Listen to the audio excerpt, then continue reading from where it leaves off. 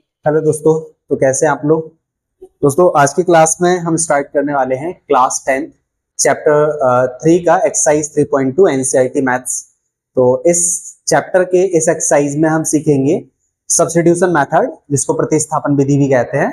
और इससे पहले की जो वीडियो थी, क्लास थी, उसमें हमने जो कॉन्सेप्ट सीखे थे, parallel lines, no solution, many solutions और इन्फिनिटी मैनी सॉल्यूशंस के अलावा इंटरसेक्टिंग लाइंस में लाइंस हमने देखा था, intersecting lines, parallel lines, coincidence lines और कंसिस्टेंट इनकंसिस्टेंट हमने देखा था। सॉल्यूशंस हमने देखे थे, नो सॉल्यूशन, मैनी सॉल्यूशन और यूनिक सॉल्यूशंस की बात की थी। तो ये सारी चीजें, ये कॉन्सेप्ट हमने देखे थे।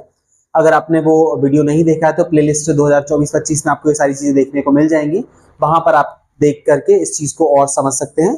फिलहाल आज की वीडियो में हम सीखेंगे सब्स्टिट्यूशन मेथड, प्रतिस्थापन विधि, जिसमें आप अपने पेन कॉपी के साथ में बैठ जाएंगे और इसमें आप देखेंगे प्रैक्टिस जब साथ में करते चलेंगे तो ये और परफेक्ट हो जाएगा। तो चलिए स्टार्ट करते हैं आज की क्लास।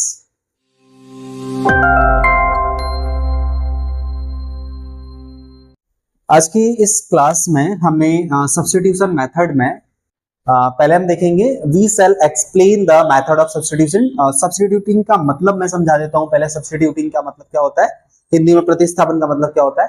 सब्स्टिट्यूट करना मतलब उसका जो पार्ट है वो हम एक इक्वेशन से उठा के दूसरे इक्वेशन में रखेंगे। जैसे हमने मान लीजिए यहाँ पर दो इक्वेशन दी हैं, दोनों इक्वेशन में से x या y की वैल्यू, जैसे इक्वेशन 1 में से x या y की वैल्यू को हम दूसरी इक्वेशन में x या y की जगह पे जब पुट करेंगे तो उसको हम कहते हैं सब्स्टिट्यूट करना। ठीक है। और ऐसे ही सेम कर सकते हैं, इक्वेशन 2 से x या y की वैल्यू को हम इक्वेशन 1 में रखेंगे x या y की जगह पर, तो उसको भी हम सब्स्टिट्यूट कहेंगे, यानी प्रतिस्थापन। प्रतिस्थापन मतलब एक जगह से उठा के दूसरी जगह पर स्थापित कर देना या सब्स्टिट्यूट कर देना। ठीक है। तो यहाँ पर एग्जांपल 4 से हम स्टार्ट कर रहे हैं और इसके अलावा एक्सरसाइज के सारे सम 1 to 1 करते जाएंगे और इसके अलावा आप इसको प्रैक्टिस करते जाएंगे मेरे साथ में, समझते जाएंगे, जिससे कि और परफेक्ट आपका हो जाएगा। तो यहाँ पर दो इक्वेशन हमारे पास रहेंगी, ये लीनियर 2 वेरिएबल इक्वेशन है। 2 वेरिएबल इसलिए कहेंगे क्योंकि 2 वेरिएबल फंक्शन है यहाँ पर, x और y। ठीक है, 2 वेरिएबल है। लीनियर इसलिए कहेंगे क्योंकि ये पावर 1 वाला है, इसके ऊपर मैक्सिमम पावर 1। तो 2 वेरिएबल लीनियर इक्वेशन है ये। अब इसमें एक इक्वेशन ये है जिसको इक्वेशन 1 दे दिया और ये इक्वेशन दूसरी, इसको इक्वेशन नंबर 2 दे दिया।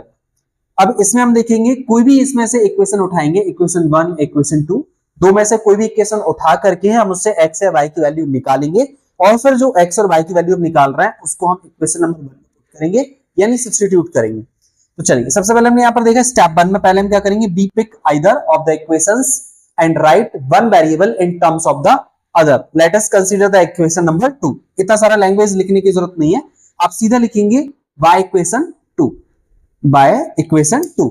तो इक्वेशन हमने 2 यहां पर लिया और इक्वेशन 2 हमने लिख के 2y उस साइड भेजा, तो पॉजिटिव 2y उस साइड जाके माइनस का 2y हो गया और इस इक्वेशन को दे दिया हमने इक्वेशन नंबर 3।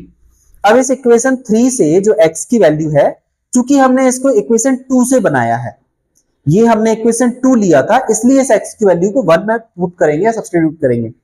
और अगर यहाँ पर हम इक्वेशन 1 अगर लेते और उससे x या y की वैल्यू से हम इक्वेशन 3 बनाते, तो फिर जो x या y की वैल्यू होती, अगर हम 1 से बनाते तो इसे 2 में रखते। बिकॉज इस इक्वेशन 2 से बनाया है इसलिए इक्वेशन हम 1 में पुट करेंगे, सब्स्टिट्यूट करेंगे, उसके अपोजिट इक्वेशन में हम यहाँ पे रखते हैं। तो हमने इक्वेशन 2 को यहाँ पर रखा और 2y प्लस का उस साइड भेजा माइनस का 2y। अब ये x की वैल्यू आ गई, x is equal to 3 minus 2y। अब इस x की वैल्यू को इक्वेशन 1 में सब्स्टिट्यूट करेंगे, क्योंकि 2 से बनाया इसलिए 1 में सब्स्टिट्यूट करेंगे, पुट करेंगे। तो स्टेप नंबर 2 हो जाती है ये। अब यहाँ पर लिखा 7 और ये x की जगह हमने लिखा 3 माइनस 2y और फिर ये यहाँ पर माइनस हो जाएगा और ये 15y इज इक्वल टू में आपका हो जाएगा 2। इसका अंदर इंटू करेंगे, 7 3 जा 21 और 7 2 जा 14y और ये इधर माइनस 15 इज इक्वल टू में आपका 2 हो जाएगा। इसको और आगे हम देखेंगे, ये हमने यहाँ पर इंटू कर दिया था। अब माइनस 14 और माइनस 15 हो जाएगा माइनस 29y और ये प्लस का 21 उस साइड जाएगा, तो 2 में से 21 माइनस हो जाएगा, 2 उस साइड 21 उस साइड जाएगा, तो 2 माइनस 21 हो जाएगा, 21 में से 2 जाएगा तो माइनस का 19, बिकॉज माइनस का नंबर बड़ा है।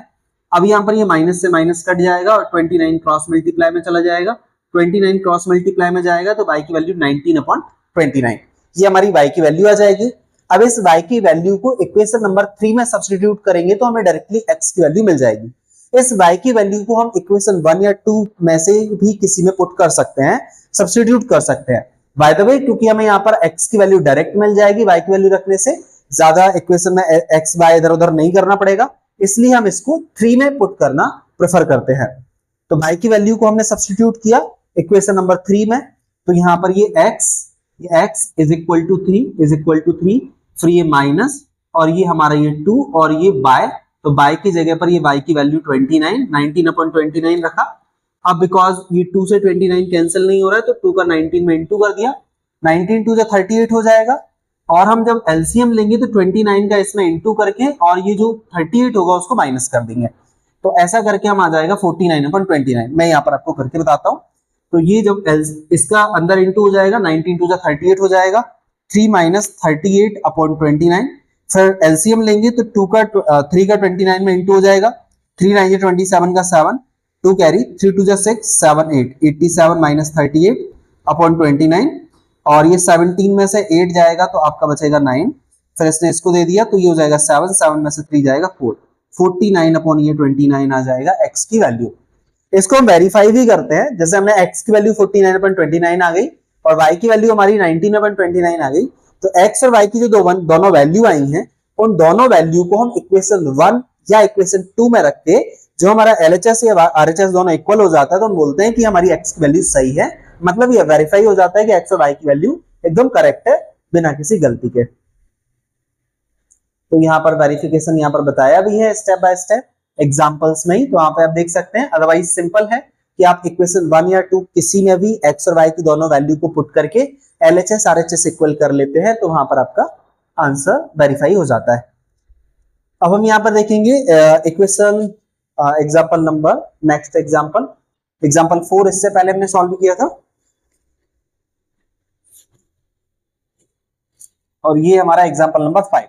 Solve the following equation. Aftab tells his daughter 7 years ago। Aftab उसकी बेटी से कहता है कि 7 साल पहले I was 7 times as old as you were then।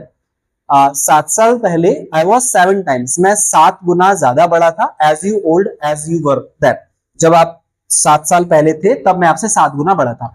Also 3 years from now, और अब से 3 साल बाद I shall be 3 times as old as you will be। जितने साल के आप हो जाएंगे उससे 3 गुना मेरी उम्र हो जाएगी। Isn't this is interesting? And represent this situation algebraically, graphically by method of substitution। Substitution method से हमें इस algebraically इसको सॉल्व करना है और फिर इसको ग्राफिकली भी हमें इसको रिप्रेजेंट करना है। तो ग्राफिकली मेथड हमने इससे पहले वाली एक्सरसाइज में सीखा था, तो वहां पर आप जाके ग्राफिकली देखेंगे, यहां पर हम algebraically इसको सॉल्व करते हैं।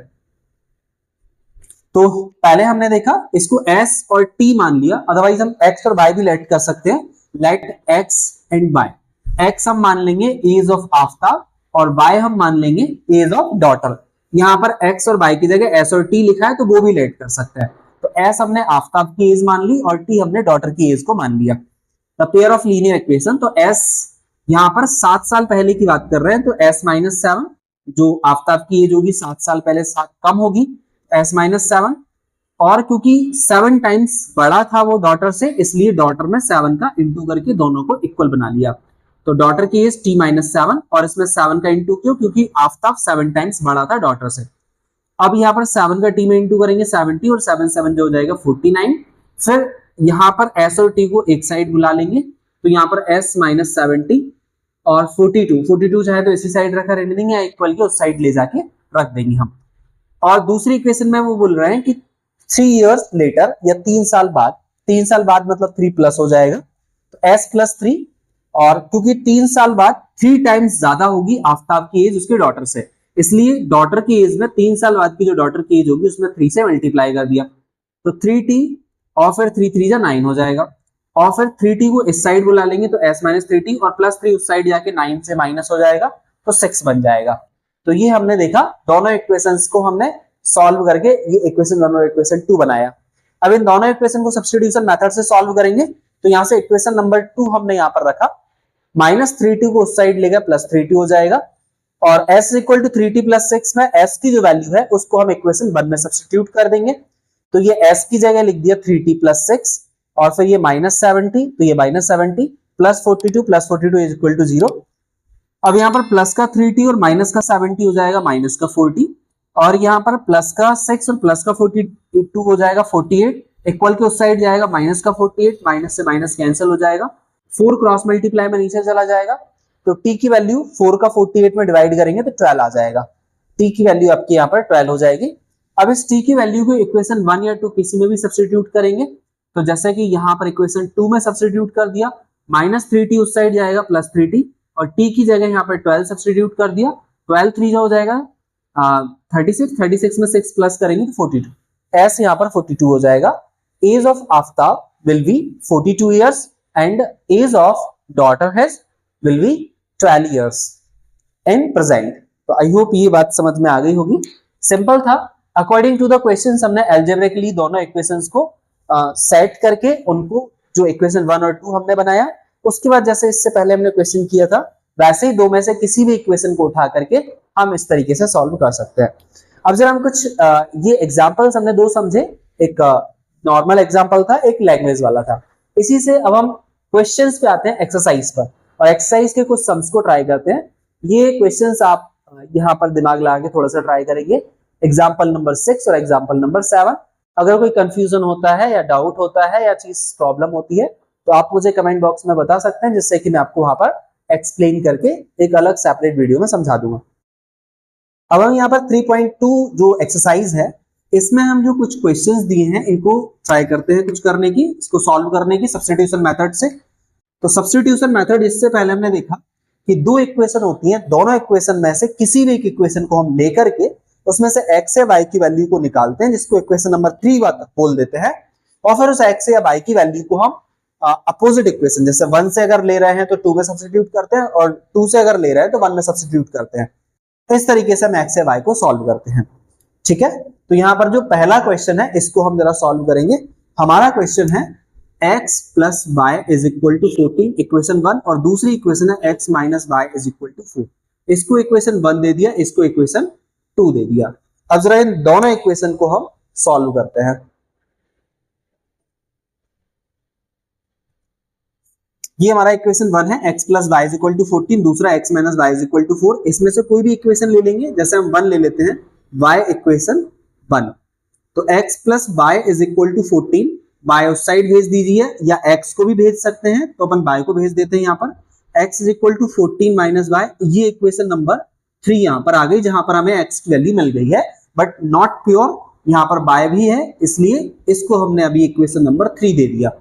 अब बिकॉज क्योंकि हमने इसको इक्वेशन नंबर 1 से बनाया है, इसलिए इस x की वैल्यू को इक्वेशन नंबर 2 में सब्स्टिट्यूट करेंगे। Substituting of x in equation 2, क्योंकि हमने 1 से बनाया है इसलिए हम इसको x की वैल्यू को इक्वेशन 2 में सब्स्टिट्यूट करेंगे, x के मान को समीकरण 2 में प्रतिस्थापित करने पर। तो यहाँ पर x की जगह हम यहाँ पर लिखेंगे 14 माइनस वाई, फिर ये माइनस वाई, और इज इक्वल टू हो जाएगा 4, 14 माइनस वाई और माइनस वाई हो जाएगा माइनस का 2y is equal to 4, minus का 2y उस साइड चला जाएगा, 14 इज इक्वल टू, बिकॉज हमें y की वैल्यू निकालनी है इसलिए हम कांस्टेंट को उस साइड भेजेंगे, क्योंकि हम कांस्टेंट को ही उस साइड 4 से प्लस कर सकते हैं, माइनस कर सकते हैं, 2y उस साइड जाके प्लस माइनस नहीं हो पाएगा, और क्योंकि हमें y की वैल्यू निकालना है इसलिए कांस्टेंट उस साइड भेजेंगे, तो माइनस 2y यहीं रहेगा, प्लस का 14 उस साइड जाएगा, माइनस का 14, अब ये माइनस का 2y इज इक्वल टू 14 में से 4 जाएगा 10, ग्रेटर नंबर माइनस का है तो माइनस 10, माइनस से माइनस कट गया, और y इज इक्वल टू हो जाएगा 10/2, 2 5 जा 10, y की वैल्यू यहाँ पर आ जाती है 5। अब ये जो y की वैल्यू हमने 5 निकाली है, इसको हम इक्वेशन नंबर 3 में पुट करेंगे, 3 में पुट करेंगे तो हमें x की वैल्यू मिल जाएगी, तो x is equal to 14 minus y हमारा इक्वेशन नंबर 3 है, यहाँ पर लिख देंगे y इक्वेशन 3 समीकरण 3 से, x is equal to 14 minus y, 14 minus y की वैल्यू हमारी 5 है तो y की जगह हमने यहाँ पर 5 रख दिया, और 14 में से 5 जाएगा तो ये बचेगा हमारा 9, तो x की वैल्यू हमारी 9 और y की वैल्यू हमारी 5 है। अब इसको जरा वेरीफाई कर लेते हैं, हो सकता है x या y में से कोई वैल्यू हमारी माइनस प्लस करने से या थोड़ा बहुत इधर उधर करने से गलत हो गई हो, तो अब एकदम सही वैल्यू निकल के आई है या गलत तो नहीं हो गई है, उसको वेरीफाई करने के लिए हम x या y की वैल्यू को इक्वेशन 1 या इक्वेशन 2 में सब्स्टिट्यूट करके देख लेते हैं। तो जैसे इक्वेशन 1 में ही देख लेते हैं। इक्वेशन 1 में x की जगह हम रखेंगे x की वैल्यू 9, और बिकॉज यहाँ x की जगह 9 रखा, प्लस लगा है तो प्लस, और ये y है तो y की जगह हमने वैल्यू पुट की 5, और इज इक्वल में हमारे पास 14 है, तो 9 प्लस 5 हो जाएगा 14, और ये 14 इज इक्वल टू 14। इसका मतलब ये है कि हमारी x और y दोनों वैल्यू एकदम करेक्ट है। तो ये था इक्वेशन 3.2 का पहले क्वेश्चन का पहला सम। इसके बाद हम देख लेते हैं इसके जैसा ही दूसरा सम। तो दूसरा सम इसमें क्या है, आप यहां पर वीडियो को पॉज करके, वीडियो को बैक करके भी दोबारा से इसको देख सकते हैं, समझ सकते हैं और करके पूरा देख सकते हैं। अब हम जरा देखते हैं इसका क्वेश्चन नंबर 2, फर्स्ट क्वेश्चन का सवाल नंबर 2, सम नंबर 2। तो यहाँ पर सम नंबर 2 में जो दो इक्वेशन है उसमें पहली इक्वेशन हमारी है s minus t is equal to 3, equation number 1, और जो दूसरी इक्वेशन है वो है s upon 3 plus t upon 2 is equal to 6। ये हमारी दूसरी इक्वेशन है। इन दोनों को हमने इक्वेशन 1 और इक्वेशन नंबर 2 नाम दे दिया। अब जरा इनको सॉल्व करेंगे। तो ये जो दो इक्वेशन है, इन दो इक्वेशन में से कोई भी हम इक्वेशन उठा लेंगे, और दो तरीके से हम इसको देख सकते हैं। पहला तरीका ये है कि इस इक्वेशन 2 को थोड़ा सा हम सिंप्लीफाई करें, मतलब इसको लीनियर में कन्वर्ट कर दें। अभी ये फ्रैक्शन फॉर्म में है, इसे लीनियर में कन्वर्ट करके भी हम सॉल्व कर सकते हैं, या ऐसे भी हम सॉल्व कर सकते हैं। तो लीनियर में कन्वर्ट कर लेते हैं तो ज्यादा प्रॉब्लम नहीं होती है। तो हम यहाँ पर इक्वेशन 2 को थोड़ा सा सिंप्लीफाई कर लेते हैं। तो इक्वेशन नंबर 2 में s upon 3 plus t upon 2 is equal to 6। दोनों का डिनोमिनेटर अलग अलग है तो एलसीएम लेंगे। 3 और 2 का जब एलसीएम लेंगे तो 6 आएगा। 3 का 6 में डिवाइड करेंगे 2 टाइम्स, और 2 का s में इंटू हो जाएगा 2s, प्लस है तो प्लस। 2 का 6 में डिवाइड करेंगे 3 टाइम्स, 3 का t में इंटू हो जाएगा 3t इज इक्वल टू 6, और ये हो जाएगा आपका 2s plus 3t is equal to 6 का क्रॉस मल्टीप्लाई, 6 6 हो जाएगा 36। इक्वेशन नंबर आपका हो जाएगा ये, आप इसे 3 नाम दे सकते हैं। अब हम इक्वेशन 1 और इक्वेशन 3, बिकॉज हमने इक्वेशन 2 को थोड़ा सा कन्वर्ट करके इक्वेशन 3 में लेके आ गए। हमारे पास ध्यान रखेंगे कि जैसे s या t की वैल्यू से जो हम इक्वेशन 3 बनाते थे, मतलब हम जो नेक्स्ट इक्वेशन बनाते थे, फिर उसको हम इन दो में से किसी एक में सब्स्टिट्यूट करेंगे और उससे प्योर वैल्यू निकालेंगे। तो वहां पर हम दो में से कौन सी इक्वेशन को चूज करें कि जिससे हमें डिफिकल्ट सवाल को और डिफिकल्टीज ना हो सॉल्व करने में। तो यहां पर देखेंगे जब आपका इक्वेशन ऐसा हो कि उसमें कोई मल्टीप्लाई ना हो या कोएफिशिएंट फॉर्म में ना हो। जैसे इसमें इस s में 2 का मल्टीप्लाई है, 2 इसका कोएफिशिएंट है, t में 3 का मल्टीप्लाई है, 3 इसका कोएफिशिएंट है। तो इनमें जब हम इस वाली इक्वेशन को चूज करते हैं और 3t या 2s को उस साइड ले जाते हैं, तो जब s या t निकालेंगे तो 2 या 3 अपॉन में जाएगा, मतलब वो फ्रैक्शन फॉर्म कन्वर्ट हो जाएगा, फ्रैक्शन फॉर्म बन जाएगा। तो इसलिए फिर इसको थोड़ा सा सॉल्व करना डिफिकल्ट हो सकता है। लेकिन क्योंकि यहां पर s माइनस टी में, s में भी कोई कोएफिशिएंट नहीं है, t में भी कोई कोएफिशिएंट नहीं है, तो इसमें कोई फ्रैक्शन बनने के चांसेस नहीं है। इसलिए ये वाला इक्वेशन ज्यादा बेटर होगा इस वाले इक्वेशन के, जब हम इसको s या t की वैल्यू निकालेंगे तब। तो हम यहां पर इक्वेशन नंबर 1 ले लेते हैं, y इक्वेशन 1। तो हमने लिखा s minus t is equal to 3। अब माइनस टी उधर भेजेंगे, नेगेटिव नंबर भेज देते हैं, तो 3 प्लस टी हो जाएगा, और इसको दे दिया इक्वेशन नंबर 4। अब ये जो s की वैल्यू निकाली है, तो क्योंकि हम इसमें रखेंगे, क्योंकि इससे ही हमने ये इक्वेशन बनाई है, ये फ्रैक्शन में थी, ये सिंप्लीफाई हो गई है। अगर हम इसको नहीं भी क्रिएट करते तो s की वैल्यू को हम डायरेक्टली इसमें s की जगह सब्स्टिट्यूट कर सकते थे, बट इसको लीनियर, इस फ्रैक्शन को लीनियर में कन्वर्ट करने के लिए थोड़ा सा सिंप्लीफाई कर लिया। तो अब इस s की वैल्यू को हम यहां पर इक्वेशन नंबर 3 में रख देते हैं। तो इक्वेशन नंबर 3 में रखेंगे, और क्योंकि 3 हम ऑलरेडी देख चुके हैं इसलिए इसका नाम हम 4 दे देंगे, इक्वेशन नंबर 4। तो substituting of value s in equation 3, तो यहां पर लिखेंगे y इक्वेशन 3। तो 3 में ये 2 लिखा हुआ है, और s की जगह हम 3 प्लस टी लिखेंगे, 3 प्लस टी, और प्लस 3t लिखा है तो ये plus 3t is equals to में लिखा हुआ है 36, इज इक्वल टू में 36 लिखा। 2 का 3 में इंटू करेंगे 2 3 6, और 2 का t में इंटू करेंगे हो जाएगा 2t प्लस ये 3t इज इक्वल टू 36। अब ये प्लस का 6 उस साइड ले जाएंगे, और 2t ये 3t हो जाएगा आपका 5t, ये 36 है, प्लस का 6 इस साइड आएगा, माइनस का 6, और ये आपका है 5t। तो 5t इज इक्वल टू 36 में 6 जाएगा 30, 5 क्रॉस मल्टीप्लाई में नीचे, तो t इज इक्वल टू 30/5, और ये 5 6 30, t की वैल्यू यहां पर हो जाएगी आपकी 6। अब इस t की वैल्यू को इक्वेशन नंबर 3 में रखेंगे यहां पर, या इक्वेशन नंबर 4 में रखेंगे तो ज्यादा इजी हो जाएगा, क्योंकि डायरेक्ट हमें यहां पर t की जगह वैल्यू पुट करना है और s हमें सीधे मिल जाएगा। तो t इज इक्वल टू 6 है, उसको हम इक्वेशन नंबर 4 में रखेंगे बाय इक्वेशन 4। इक्वेशन 4 है s is equal to 3 plus t, s is equal to 3 plus t, और s is equal to 3 plus t की जगह हमने 6 वैल्यू निकाली है, तो t की जगह हम 6 पुट करेंगे, सब्स्टिट्यूट करेंगे, 3 और 6 हो जाएगा 9, तो s इज इक्वल टू हो जाएगा 9। और जैसा कि पिछले क्वेश्चन में भी हमने देखा था, जो x बाय की वैल्यू या एस टी की वैल्यू जो लास्ट में आती है, फाइनल हमारा जो आंसर आता है, उसको हम इक्वेशन 1 या 2 में किसी में भी रख करके और हम इसको वेरीफाई कर सकते हैं कि ये हमारे दोनों वैल्यू सही हैं या गलत है। तो s और t की वैल्यू को हम इक्वेशन 1 या इक्वेशन 2 में रख के यहाँ पर चेक कर सकते हैं। तो आई होप यहाँ पर s और t की वैल्यू समझ में आ गई होगी। और इसके बाद हम बढ़ेंगे नेक्स्ट क्वेश्चन की तरफ। इसको आप एक बार करके देख लेंगे तो आपको और ये परफेक्टली अच्छे से समझ में आ जाएगा। इसके बाद हम देखते हैं नेक्स्ट क्वेश्चन। ये इक्वेशन नंबर जो 3 है हमारा, सवाल नंबर 3।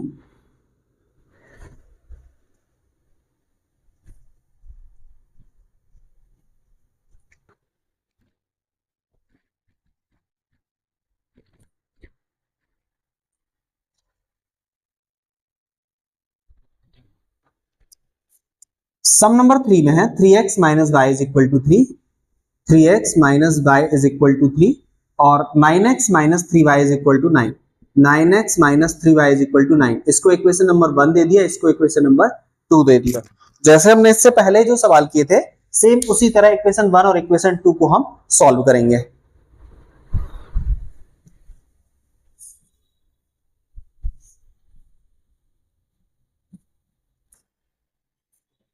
तो दोनों इक्वेशन को हम सॉल्व करेंगे यहाँ पर, जैसे हमने पिछले 2 क्वेश्चन सॉल्व किए हैं वैसे ही हम इसको भी सॉल्व करेंगे।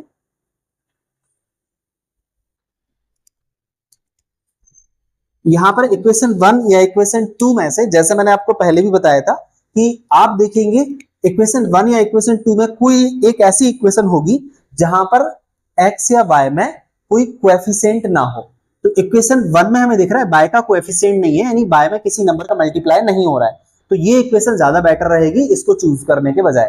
तो इक्वेशन नंबर 1 हम यहां पर ले लेंगे, y इक्वेशन 1। तो इक्वेशन 1 है 3x minus y is equal to 3। अब इस 3x को उस साइड भेजेंगे, हम 3x को इस साइड इसलिए भेज रहे हैं क्योंकि y में कोई कोएफिशिएंट नहीं है, इसलिए हमें फ्रैक्शन बनाने की जरूरत नहीं पड़ेगी, बिना फ्रैक्शन के काम हो जाएगा। और इक्वेशन में अगर फ्रैक्शन बनती है तो उसको सिंप्लीफाई करना, सॉल्व करना थोड़ा सा डिफिकल्ट होता है, क्योंकि इसमें क्रॉस मल्टीप्लाई, एलसीएम जैसी सिचुएशन बनती है। इसलिए जो कोएफिशिएंट वाले नंबर होते हैं उनको उस साइड भेजें। Minus y is equal to 3, plus का 3x उस साइड जाएगा, माइनस का 3x। अब यहाँ पर बाय को उस साइड, माइनस के साइन को उस साइड भेजेंगे तो आपके साइन इधर चेंज हो जाएंगे। तो y is equal to minus का साइन उस साइड भेजेंगे तो माइनस का 3x प्लस का 3x हो जाएगा, और जो प्लस का 3 है वो माइनस का 3। इक्वेशन नंबर इसको हम 3 दे देंगे। तो यहां पर इक्वेशन नंबर 3 जो हमने निकाला y की वैल्यू, वो हमने इक्वेशन 1 को सॉल्व करके निकाली है, इसलिए इस y की वैल्यू को हम 2 में सब्स्टिट्यूट करेंगे। तो यहां पर हम लिखेंगे सब्स्टिट्यूटिंग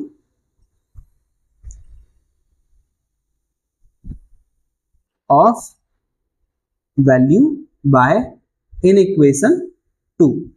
जो y की वैल्यू है वो इक्वेशन हम 2 में सब्स्टिट्यूट कर रहे हैं। तो यहां पर 2 हमारा है 9x minus 3y is equal to 9। तो यहां पर ये 9x माइनस 3, y की जगह हम लिखेंगे 3x माइनस 3, और इज इक्वल टू में यहां पर ये 9x, ये माइनस, ये 3, और y की जगह y की वैल्यू रख दी यहां पर, और इक्वल में यहां पर 9 लिखा हुआ है तो 9 लिख दिया। तो ये हो जाएगा 9x माइनस 3 3 जा 9x, और 2 माइनस का इंटू हो जाएगा प्लस, और ये 3 3 जा 9 इज इक्वल टू 9। अब यहाँ पर 9x और 9x, प्लस का 9x माइनस का 9x ये कट जाएगा, 9 इज इक्वल टू 9। यहाँ पर आपको x ही वेरिएबल ही खत्म हो गया, तो x की वैल्यू कहां से आएगी? तो यहाँ पर ये आप कह सकते हैं कि x के मैनी सॉल्यूशन यहाँ पर हो सकते हैं, और बिकॉज हमारे पास x की वैल्यू डिफाइन नहीं हो पाएगी यहाँ पर, इसलिए y की वैल्यू भी एक फिक्स्ड वैल्यू डिफाइन पॉसिबल नहीं। x की जगह हम कोई भी वैल्यू पुट करेंगे तो y के यहाँ पर बहुत सारे सॉल्यूशन निकल के आएंगे, इसलिए यहाँ पर ये क्वेश्चन यहीं पर ओवर हो जाएगा। x has many solution and y is equal to 3x minus 3, ये हम आंसर में फाइनली लिख सकते हैं। Hence x has many solution, x की बहुत सारी वैल्यू हो सकती हैं, and y is equal to 3x minus 3, इस तरह से y की भी बहुत सारी वैल्यू यहां पर हम निकाल सकते हैं।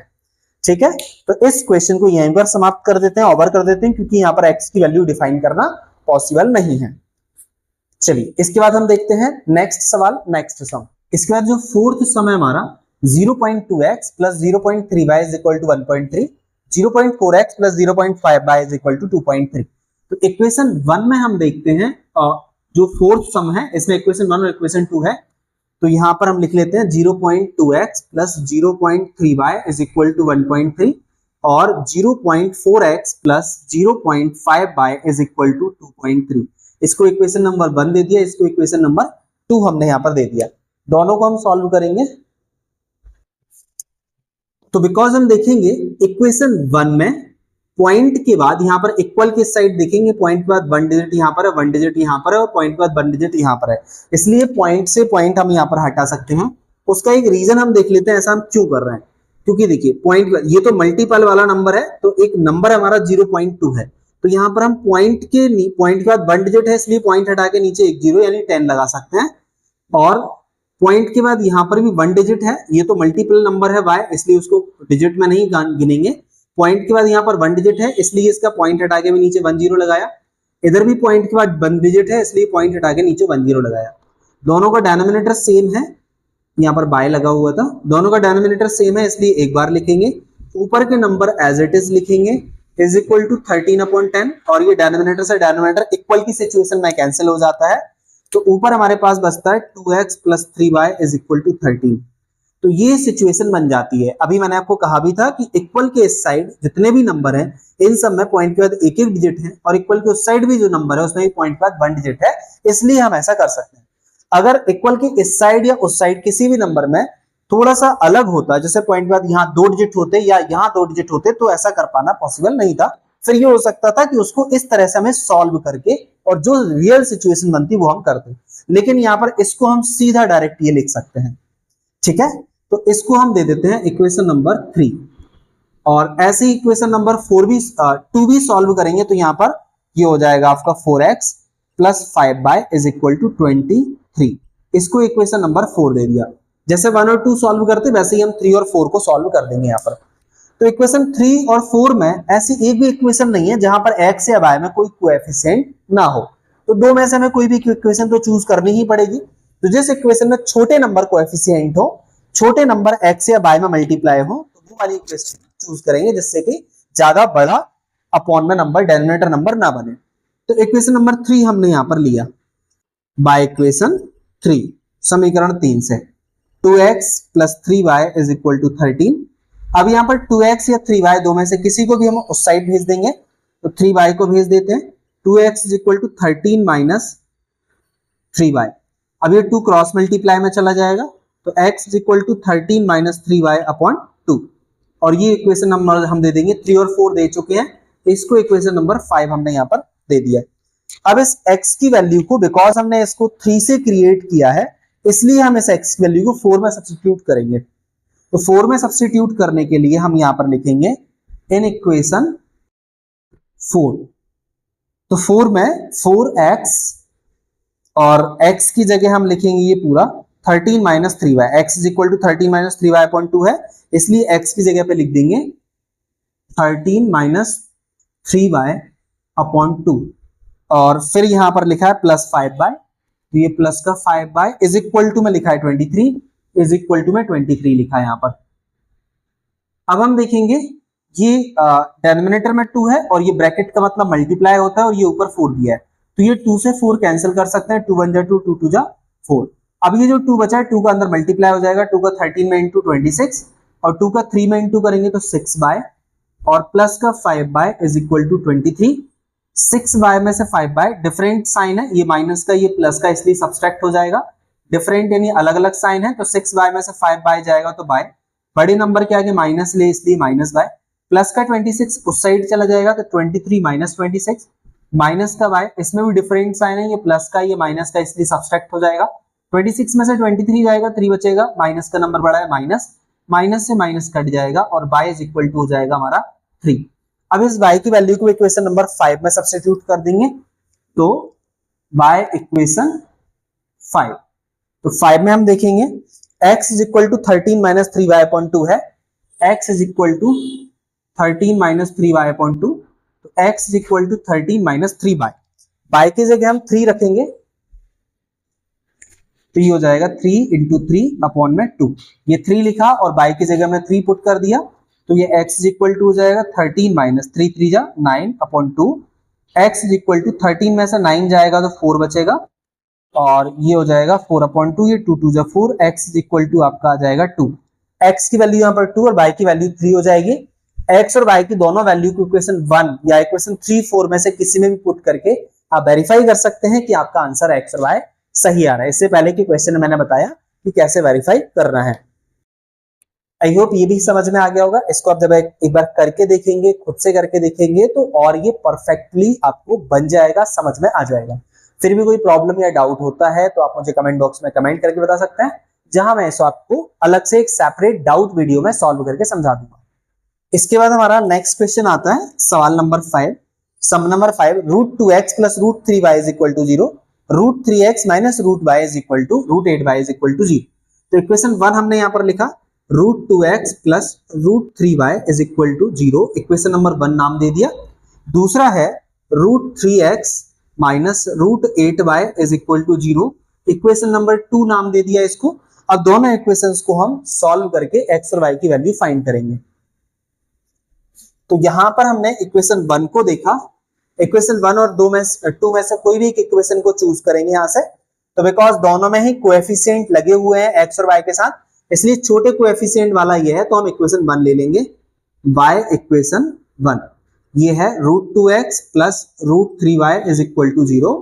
अब √2x को उस साइड भेज दीजिए या √3y को उस साइड भेज दीजिए, किसी को भी भेज सकते हैं। तो यहाँ पर √3y को ही भेज देते हैं, √2x is equal to minus का √3y, और अब ये रूट वाला नंबर नीचे भेज दीजिए फ्रैक्शन में, तो माइनस √3 अपॉन √2 और इनटू में ये बाय है, और इसको इक्वेशन नंबर 3 हमने नाम दे दिया।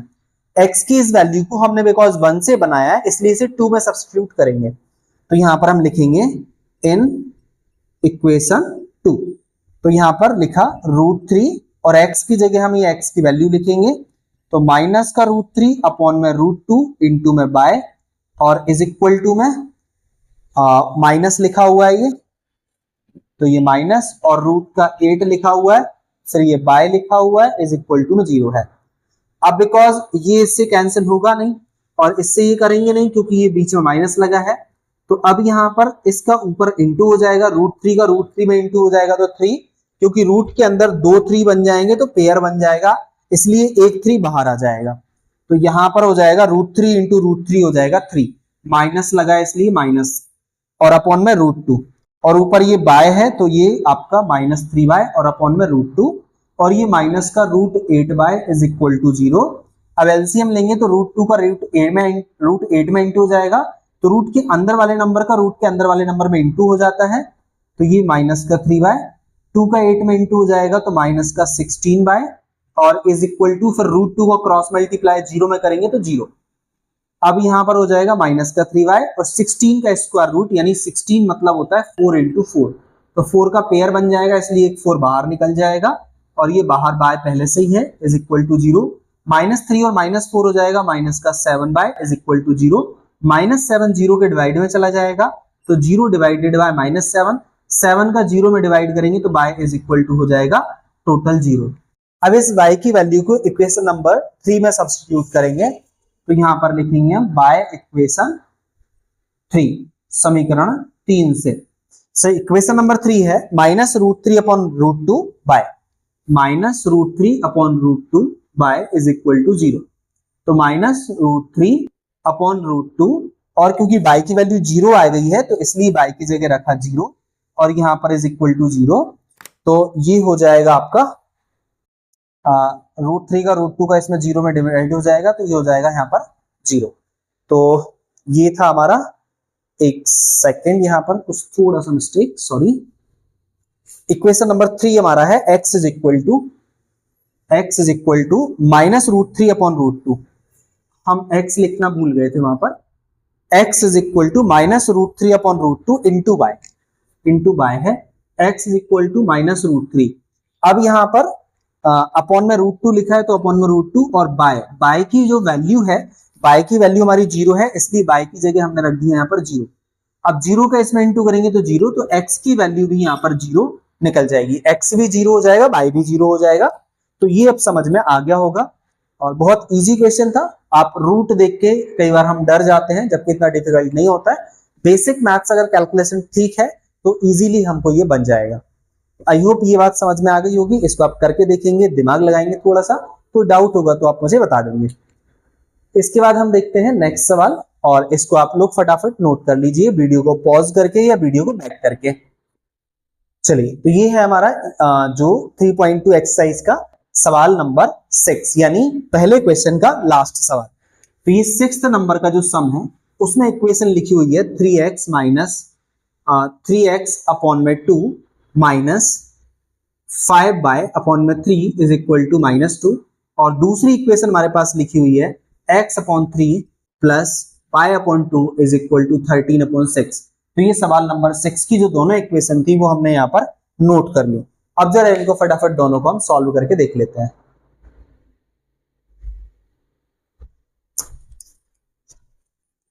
इक्वेशन नंबर 1 इसको दे दिया, इक्वेशन नंबर 2 नाम इसको दे दिया, समीकरण 1 समीकरण 2। दो में से हम देख रहे हैं कि दोनों ही इक्वेशन यहाँ पर फ्रैक्शन के फॉर्म में लिखी हुई हैं। तो और इसको आसान करने के लिए हम ये कर सकते हैं कि दोनों इक्वेशन को लीनियर में कन्वर्ट कर लेते हैं। बहुत मुश्किल काम नहीं है, अगर हमें एलसीएम आता है, फ्रैक्शन सॉल्व करना आता है तो ये बहुत आसान है, नहीं भी आता तो समझेंगे तो समझ में आ जाएगा। तो इक्वेशन 1 हमने लिया बाय इक्वेशन 1, तो यहां पर लिया हमने 3x upon 2 minus 5y upon 3 is equal to -2। 2 और 3 का एलसीएम लेंगे, 2 और 3 का एलसीएम लिया तो 6, नीचे वाले का डिवाइड करके जितने बार जाएगा ऊपर इंटू, 2 का 6 में डिवाइड करेंगे 3 बार, 3 का 3 में इंटू करेंगे 3 3 जा 9x, 3 का 6 में डिवाइड करेंगे 2 बार, 2 का 5 में इंटू करेंगे 2 5 जा 10y इज इक्वल टू -2।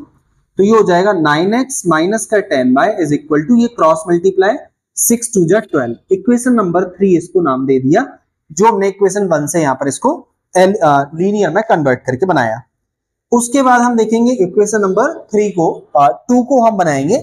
तो यहाँ पर इसको हमने लिखा y इक्वेशन 2, तो ये हमारा x upon 2 plus y x upon 3 plus y upon 2 और इज इक्वल टू में लिखा हुआ है 13 अपॉन 6। यहाँ पर 2 और 3 का एलसीएम लिया तो 6 आया, नीचे वाले नंबर का एलसीएम में डिवाइड करेंगे, 3 का 6 में डिवाइड करेंगे 2 बार, 2 का ऊपर x में इंटू 2x, 2 का 6 में डिवाइड करेंगे 3 बार, 3 का y में into 3y is equal to 13 upon 6, और ये डिनोमिनेटर से डिनोमिनेटर कट जाता है तो इक्वेशन आ जाएगी हमारी 2x plus 3y is equal to 13। Equation number ये हमारी हो जाएगी 4। ये 1 2 इक्वेशन 3 और इक्वेशन 4। अब हम इक्वेशन 3 और इक्वेशन 4 को सॉल्व करेंगे और यहां से x और y की वैल्यू को हम निकालेंगे। देख लेंगे कि छोटे जो कोएफिशिएंट है, गुणज है, वो किसमें है, इसमें 9 और 10 का इंटू है, इसमें 2 और 3 का इंटू है। तो ये थोड़े से ज्यादा छोटे छोटे कोएफिशिएंट दिख रहे हैं, इसलिए हम इसमें इक्वेशन ले लेंगे 4 बाय इक्वेशन 4। तो 4 इक्वेशन है 2x plus 3y is equal to 13। दोनों में से किसी को भी उस साइड भेज दो, इस बार अपन 2 को भेज देते हैं। 3y is equal to 13 minus 2x, ये हमने निकाला। तो हमने 2x को साइड भेजा तो ये 3y is equal to 13 minus 2x हो जाएगा। इसको इक्वेशन नंबर दे दिया 5, 3 4 और ये 5। अब बिकॉज ये पूरी इक्वेशन नहीं निकली है, अभी इसमें 3 भी लिखा हुआ है, इसलिए 3 को पहले क्रॉस मल्टीप्लाई में भेजो, तो 13 माइनस 2x अपॉन में 3। अब इसको दे सकते हैं अपन 5। तो ये y की वैल्यू हमें निकल गई है, लेकिन प्योर वैल्यू नहीं है, इसलिए हम इसकी y की वैल्यू को, बिकॉज हमने इससे 4 से बनाया है इसलिए 3 में सब्स्टिट्यूट करेंगे। तो यहां पर लिखेंगे इन इक्वेशन 3, थ्री इक्वेशन में देखेंगे 9x माइनस 10 बाय, तो 9x माइनस 10, और बाय की जगह हम लिखेंगे, बाय की जगह 13 माइनस 2x अपॉन 3, तो इधर बाय की जगह हम लिखेंगे 13 माइनस 2x अपॉन 3, और इज इक्वल टू में लिखा है माइनस का 12, तो यहां पर ये है हमारा 9x माइनस का 10 का अंदर इंटू करेंगे, 10 का 13 में इंटू करेंगे हो जाएगा 130, और फिर ये 2 माइनस का इंटू हो जाएगा प्लस, और 10 का 2 में इंटू करेंगे, 10 टू जा 20x। सिंपल सी बात, ध्यान से समझेंगे, माइनस 10 का 13 में इंटू करा माइनस 130, माइनस 10 का माइनस 2x में करा तो प्लस 20x, और ये अपना हो जाएगा यहां पर अपॉन में 3। अब हम इसका एलसीएम लेंगे, इज इक्वल टू माइनस 12 लिखा हुआ है, एलसीएम लेंगे तो 3 का 9 में इंटू हो जाएगा, और फिर ये 3 क्रॉस मल्टीप्लाई में चला जाएगा, 3 9 जा 27x, माइनस में लिखा हुआ है 130, और प्लस में लिखा है यहाँ पे 20x upon 3 is equal to में, और बिकॉज इस 3 को मैंने बताया था फिर क्रॉस मल्टीप्लाई में भेज दीजिए, तो ये हो जाएगा 12 3 जा 36, तो ये 27 और 20 आपका हो जाएगा आपका 57x, 20 और 20 47x, सॉरी 47x हो जाएगा ये, और माइनस का 130 उस साइड चला जाएगा, तो ये माइनस का 130 उस साइड जाएगा, प्लस का 130, और ये माइनस 36 है, तो ये हो जाएगा 47x इक्वल टू 130 में से 36 माइनस करेंगे, 130 में से 36 यहाँ पर माइनस करेंगे, 10 में 6 जाएगा 4, और ये हो जाएगा 12 में से 3 जाएगा 9, तो ये 94 हो जाएगा 94। तो अब हम यहाँ पर x की वैल्यू निकालेंगे, तो x इज इक्वल टू हो जाएगा 47 क्रॉस मल्टीप्लाई में, तो 94 अपॉन 47, 47 का डबल हम देखते हैं तो 94 ही होता है, 47 का डबल, 2 7 जा 14 का 4, 1 कैरी 2 4 जा 9, तो 47 2 जा हो जाएगा 94, x इज इक्वल टू आ गया 2। अब इस x की वैल्यू को हम इक्वेशन नंबर 5 में पुट कर देंगे, इन इक्वेशन 5, तो y इज इक्वल टू हो जाएगा 13 माइनस 2x, यानी 13 माइनस 2, x की जगह हम लिखेंगे x की वैल्यू 2, और अपॉन में यहां पर लिखा हुआ है 3, तो ये हो जाएगा y is equal to 13 minus 2 2 जा 4 upon 3, y is equal to 13 में से 4 जाएगा तो आपका बचेगा 9 अपॉन 3, और ये 3 3 जा 9, y इज इक्वल टू हो जाएगा 3। x की वैल्यू हमने निकाली 2 और y की वैल्यू निकाली 3, x और y की दोनों वैल्यू को आप इक्वेशन 3 या इक्वेशन 4 में रख के वेरीफाई कर सकते हैं। अगर x और y की वैल्यू रख के दोनों साइड LHS RHS बराबर हो जाता है तो वेरीफाई हो जाता है, या इसमें भी रख के आप वेरीफाई कर सकते हैं जहां आपको आसान लगेगा। तो ये था हमारा इस पहले क्वेश्चन का लास्ट सवाल, 6th सवाल। तो आई होप ये भी समझ में आ गया होगा। कहीं अगर कोई डाउट या कंफ्यूजन रह रहा है तो वीडियो को थोड़ा सा बैक करके उसको दोबारा से रीवॉच कीजिए तो आपको समझ में आ जाएगा, और थोड़ा सा अपना दिमाग लगाइए, करके देखिए तो और परफेक्टली समझ में आ जाएगा। इसके बाद हम लोग बढ़ेंगे नेक्स्ट सवाल की तरफ, नेक्स्ट क्वेश्चन की तरफ। चलिए, तो यहां पर जो सवाल नंबर 2 है, क्वेश्चन नंबर 2 है, वो क्या कहता है, solve 2x plus 3y is equal to 11, 2x minus 4y is equal to minus 24, and hence find the value of m for which y is equal to mx plus 3। तो पहले तो हमें equation 1 और इक्वेशन 2 को वैसे ही solve करना है जैसे अभी तक हमने 6 सवाल सॉल्व किए, 6 सम सॉल्व किए, और फिर जब यहाँ पर x और y की वैल्यू निकल जाएगी तो उस x और y की वैल्यू को यहाँ पर इस इक्वेशन x और y की जगह पुट कर देंगे, तो हमें वैल्यू ऑफ m यहाँ पर फाइंड हो जाएगी, मतलब दोनों काम यहाँ पर हो जाएंगे।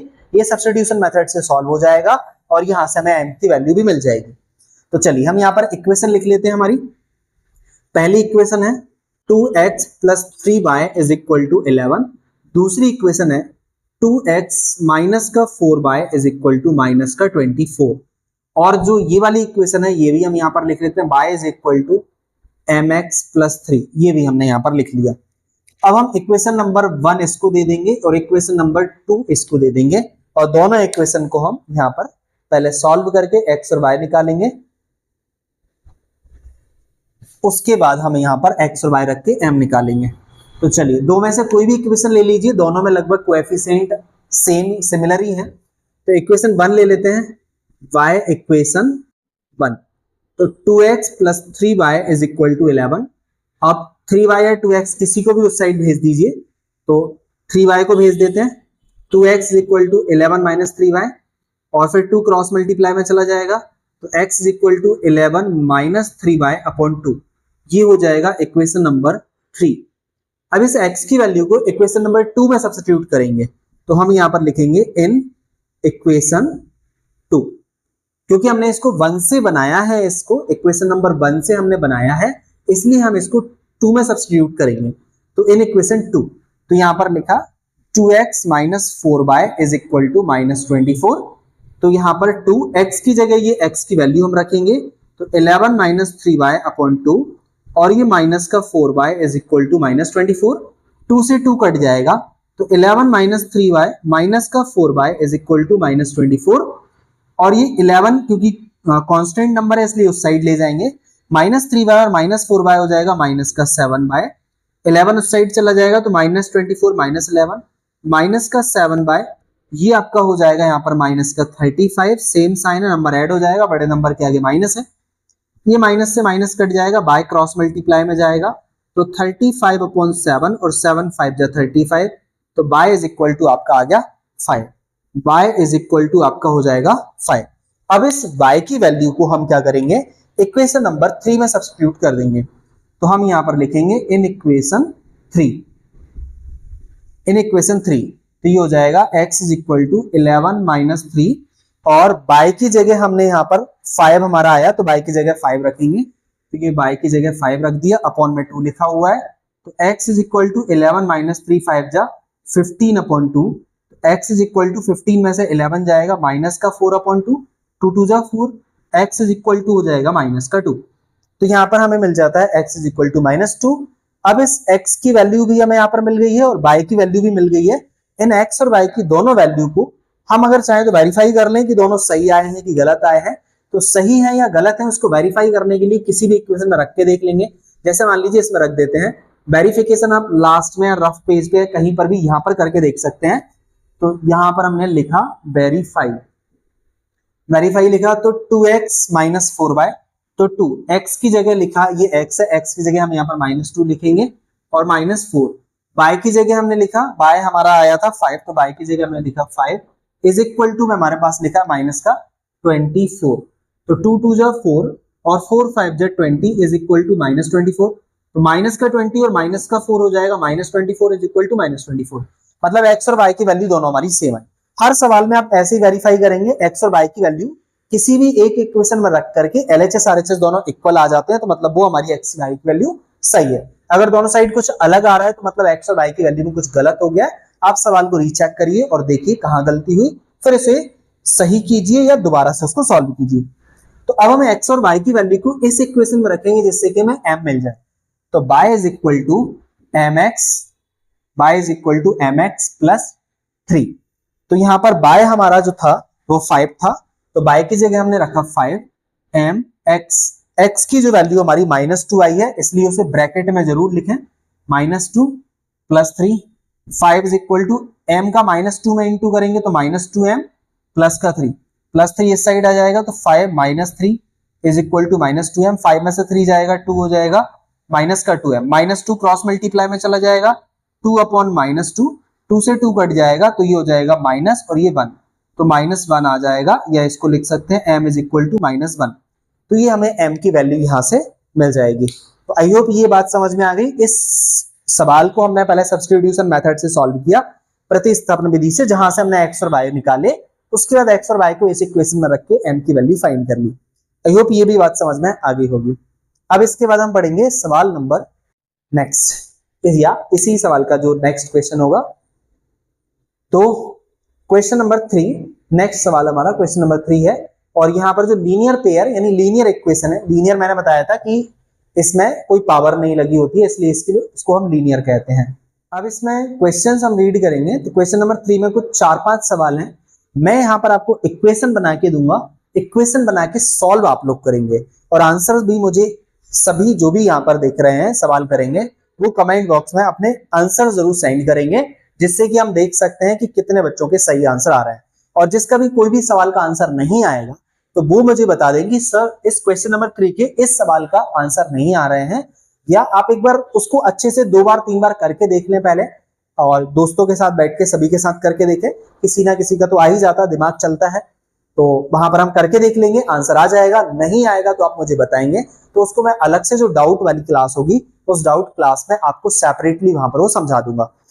तो अब यहां पर हम देख लेते हैं इक्वेशन नंबर 3 का जो पहला सवाल है। यहां पर मैंने बताया मैं सिर्फ आपको इक्वेशन बनाकर दूंगा, इक्वेशन को सॉल्व आपको वैसे ही करना जैसे अभी तक हमने 6-7 सवालों में सॉल्व किया, प्रतिस्थापन विधि या सब्स्टिट्यूशन मेथड से। तो चलिए पहले हम देख लेते हैं हमारा क्वेश्चन नंबर 1 यहां पर क्या कहता है, the difference between two numbers is 26 and one number is 3 times the other, find them. तो हमने यहां पर देखा पहला सवाल कहता है डिफरेंस बिटवीन टू नंबर्स, तो यहां पर बेसिकली दो नंबर है। तो पहले हम क्या करेंगे, यहां पर लेट कर लेते हैं, let two numbers are x and y. तो यहां पर दो नंबर हमने लेट कर लिए x and Y.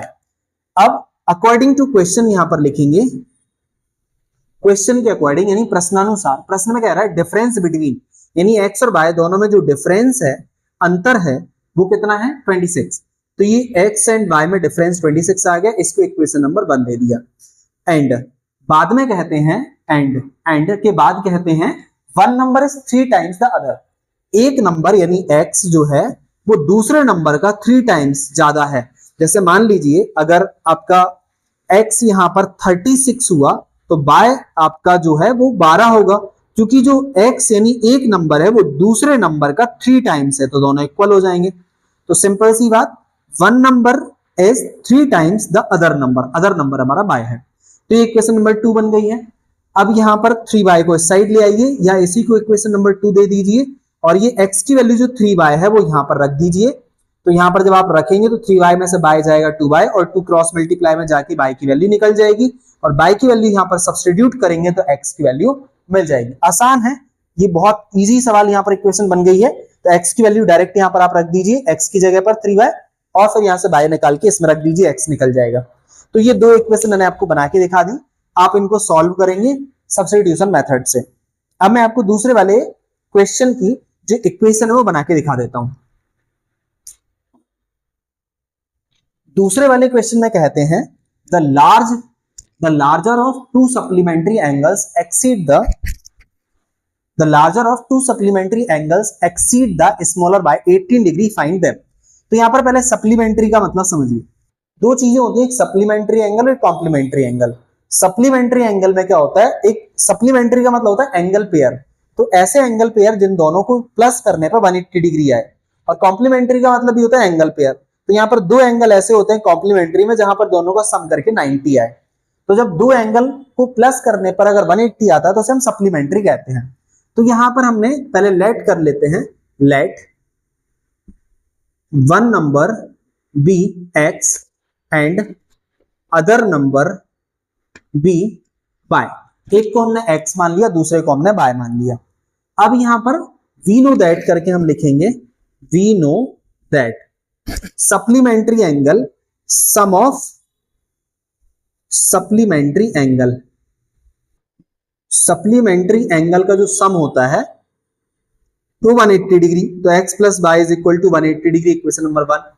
We know that sum of supplementary angle यहां पर आप लिख सकते हैं angle, we know that sum of supplementary angle. तो सप्लीमेंट्री एंगल, दो हमारे एंगल x और y हैं, दोनों को सम करा तो 180 डिग्री, क्योंकि सप्लीमेंट्री में दोनों का सम 180 डिग्री होता है। अब यहां पर जो एक और बात कही जा रही है, एंड एक बात ये कही जा रही है, larger of two supplementary angles exceed the smaller by 80 degree. यानी जो लार्जर एंगल x और y में एक एंगल बड़ा है एक छोटा है, तो पहले वाले को बड़ा मान लिया, दूसरे वाले को छोटा मान लिया। तो यहां पर larger of two supplementary angle, दो सप्लीमेंट्री एंगल में जो लार्जर एंगल है मतलब x है वो ज्यादा है, एक्सीड का मतलब होता है ज्यादा, तो वो ज्यादा है स्मॉलर बाय 18 डिग्री। ठीक है, तो larger of two supplementary angle exceed by smaller by 18, यानी छोटे एंगल से जो बड़ा एंगल है वो 18 डिग्री ज्यादा है। तो मतलब बड़े और छोटे में डिफरेंस कितने का है, 18 डिग्री का डिफरेंस है। एक बार और समझ लीजिए, larger of two supplementary angle, ये जो दो सप्लीमेंट्री एंगल है इन दोनों में जो लार्जर एंगल है वो एक्सीड है, मतलब ज्यादा है। किससे ज्यादा है, स्मॉलर एंगल से। कितना ज्यादा है, 18 डिग्री ज्यादा है। तो बड़ा वाला एंगल छोटे वाले एंगल से 18 ज्यादा है, मतलब दोनों में डिफरेंस कितने का है, 18 का है, 18 का। तो ये इक्वेशन नंबर हमारी 2, ये इक्वेशन नंबर हमारी 2 आ जाएगी। इक्वेशन 1 और इक्वेशन 2 बहुत इक्वेशन आसान इक्वेशन है, और यहां पर आप दोनों इक्वेशन को सब्स्टिट्यूशन मेथड से सॉल्व करेंगे, बिल्कुल क्वेश्चन नंबर 1 की तरह है। क्वेश्चन नंबर 1 का सवाल नंबर 1 आप देखेंगे तो बिल्कुल इसी तरह से आसान सा सवाल था, उसी तरह ही आसानी से सॉल्व हो जाएगा। तो एक्स और वाई की जो वैल्यू निकालेंगे वो आपके दोनों सप्लीमेंट्री एंगल यानी एक्स और वाई की वैल्यू निकल जाएगी। तो ये था हमारा दूसरे इक्वेशन के दूसरे सवाल के इक्वेशंस। इनको आप सॉल्व कर लेंगे सब्स्टिट्यूशन मेथड यानी प्रतिस्थापन विधि से। और इसके बाद हम देखते हैं, अच्छा सप्लीमेंट्री एंगल को हिंदी में बोलते हैं संपूरक कोण और कॉम्प्लीमेंट्री को हिंदी में बोलते हैं पूरक कोण। तो यहाँ पर आप संपूरक की जगह मतलब सप्लीमेंट्री की जगह संपूरक लिख सकते हैं। और लेट मतलब माना कि एक एंगल एक्स है दूसरा एंगल बाय, तो यहाँ पर हम हिंदी में भी लिख सकते हैं। चलिए अब यहाँ पर देख लेते हैं दूसरा जो तीसरा क्वेश्चन है हमारा, तीसरा सवाल वो क्या कहता है, the coach of cricket team boys 7 bats and 6 balls. एक क्रिकेट टीम का जो कोच है वो बाय करता है, खरीदता है, 7 बैट खरीदता है और 6 बॉल खरीदता है। टोटल उसने बिल जो बना वो 3800 रुपए यानी 3800 रुपीज का बिल बना जो उसने पे किया। लेटर यानी बाद में कुछ कम पड़ा तो वो सी बाइस, अब यहाँ पर कोच जो है वो सी है, गर्ल है, लेडी कोच है। सो 3 बैट्स, अब यहाँ पर वो 3 बैट और खरीदने जाती हैं, कुछ कम पड़ गए होंगे, तोड़ दिए होंगे। एंड 5 बॉल, सो 5 बॉल और खरीद के लाते हैं। 3 बैट और 5 बॉल बाद में खरीद के लाते हैं जिसका अमाउंट वो 1750 रुपीज पे करते हैं। Find the cost of each bat and each ball. अब हमें ये बताना है हर एक बैट और बॉल का जो कॉस्ट था वो कितना था। तो चलिए हम यहाँ पर लेट कर लेते हैं क्योंकि पता तो है नहीं। तो let cost of bat, cost of each bat यहां पर लिखेंगे, cost of each bat be x rupees and cost of each ball be y rupees. एक बैट का जो कॉस्ट है वो हमने एक्स रुपीज मान लिया, एक बल्ले की कीमत एक्स रुपए और एक बॉल की कीमत हमने वाई रुपीज मान ली। तो अब यहां पर हम देखेंगे according to the question, according to the question अगर एक बैट आपका एक्स रुपए का है तो 7 बैट कितने रुपए के होंगे, ऐसे समझिए। एक बैट अगर 100 रुपए का है, होगा तो नहीं लेकिन मान लीजिए एक बैट अगर 100 रुपए का है तो 7 बैट आपके 700 के होंगे। वैसे ही एक बैट अगर आपका एक्स रुपीज का है तो 7 बैट आपके 7 एक्स रुपीज। इसमें और ऐड करिए अभी क्योंकि बॉल भी मिलाएंगे। एक बॉल अगर बाय रुपीज की है तो 6 बॉल आपकी हो जाएंगी 6 बाय, टोटल अमाउंट हो जाएगा 3800। Equation number 1। एंड दूसरी बात फिर वो जब दोबारा खरीदने गए तो 3 बैट खरीद के लाए तो 3 एक्स रुपीज और 5 बॉल खरीद के लाए तो 5 बाय रुपीज, टोटल उनका 1750 रुपए का अमाउंट फिर बन गया। Equation number 2। दोनों इक्वेशन एक्स और बाय को अपन सब्स्टिट्यूशन मेथड से सॉल्व करना थोड़ा सा डिफिकल्ट बन सकता है, फ्रैक्शन क्योंकि इसमें फ्रैक्शन बनेगा, कोएफिशिएंट बड़ा है, बट लेकिन करके देखना। इससे पहले भी अपन ने बड़े बड़े जो फ्रैक्शन वाले सवाल भी कर चुके हैं पिछले 5-6 सवालों में, उसी तरह से ये भी सॉल्व हो जाएगा। फिर भी कोई डाउट होती है, प्रॉब्लम होती है तो एक दो बार करके देखने के बाद आप मुझे बताएंगे तो मैं उसको डाउट क्लास में करवा दूंगा। आई होप ये बात आपको समझ में आ गई होगी। और इसके बाद हम लोग देखते हैं ये दो इक्वेशन को आप सब्स्टिट्यूशन मेथड से सॉल्व करेंगे तो एक्स और वाई की जो वैल्यू आएगी वो आपको बैट और बॉल की कीमत आ जाएगी। अब 4th नंबर का जो सवाल है,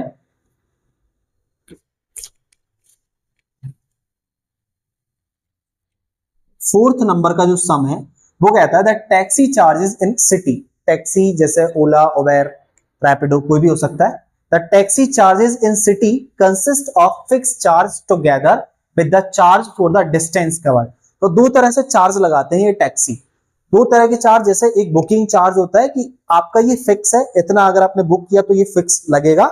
इसके अलावा आप जितने किलोमीटर का डिस्टेंस कवर करना चाहते हैं उस हिसाब से आपका पर किलोमीटर चार्ज आपका लगता है। तो दो चार्ज उसमें इंक्लूड होते हैं, एक फिक्स चार्ज जिसे बुकिंग चार्ज कह सकते हैं और दूसरा होता है पर किलोमीटर चार्ज। तो यहां पर लेट कर लेते हैं, लेट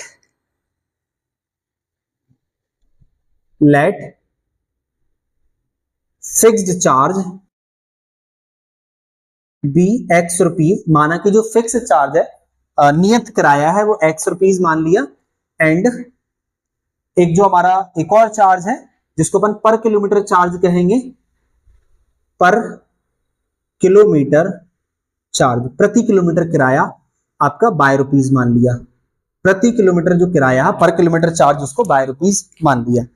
अब यहां पर हम देखेंगे एक पर्सन है वो 10 किलोमीटर का डिस्टेंस कवर कर रहा है। तो 10 किलोमीटर का डिस्टेंस कवर करने में उसको पे करना पड़ते हैं 105 रुपए। तो एक जो चार्ज लगा उसका एक्स रुपए, या तो बुकिंग चार्ज है, उसने बुक किया और एक्स रुपए उसके लग गए। अब वो 10 किलोमीटर चलेगा तो 1 किलोमीटर का 12 रुपए लगेगा, तो 10 किलोमीटर का 10 बाय हो जाएगा, इज इक्वल टू में टोटल उसने फिक्स चार्ज और पर किलोमीटर चार्ज के हिसाब से टोटल उसका किराया बना 105 रुपए। Equation number 1। एंड अब वहां से रिटर्न भी हो रहा है या फिर कहीं और जा रहा है वो, तो अब यहां पर क्या होता है कि जर्नी 15 किलोमीटर डिस्टेंस कवर किया उसने सेकेंड टाइम दोबारा बुकिंग पर। जब दोबारा बुकिंग करेगा तो दोबारा बुकिंग चार्ज लगेगा, तो x rupees booking charge fix charge हो गया, और 15 किलोमीटर का 15 वाई रुपीज ये हो गया, तो टोटल उसको 155 रुपए यहां पर पे करना हुआ। Equation number 2। अब इन दोनों इक्वेशन को आप सब्स्टिट्यूशन मेथड से सॉल्व करेंगे, और इसमें 10 बाय को उस साइड भेज देना, तो 3 नंबर इक्वेशन बन जाएगी, उस एक्स की वैल्यू इसमें पुट करना, तो आराम से बाय निकल जाएगा, और फिर बाय को आप इक्वेशन 3 में पुट करके एक्स निकाल देंगे, तो एक्स आपका फिक्स चार्ज निकल जाएगा, नियत किराया, और बाय आपका पर किलोमीटर चार्ज यानी प्रति किलोमीटर किराया निकल जाएगा। तो ये आपका आंसर हो जाएगा। इससे पहले हम कई सब्स्टिट्यूशन सवाल कर चुके हैं मेथड से, तो वो आपसे बन जाएगा। मेन था इसमें इक्वेशन को बनाना, तो आई होप समझ में आ गया होगा। लास्ट में इन्होंने ये भी कहा है what are the fixed charge and per kilometre charge, ये तो निकाल देंगे। How much does a person have to pay for travelling distance of 25 kilometre. X और वाई यानी आपको फिक्स्ड चार्ज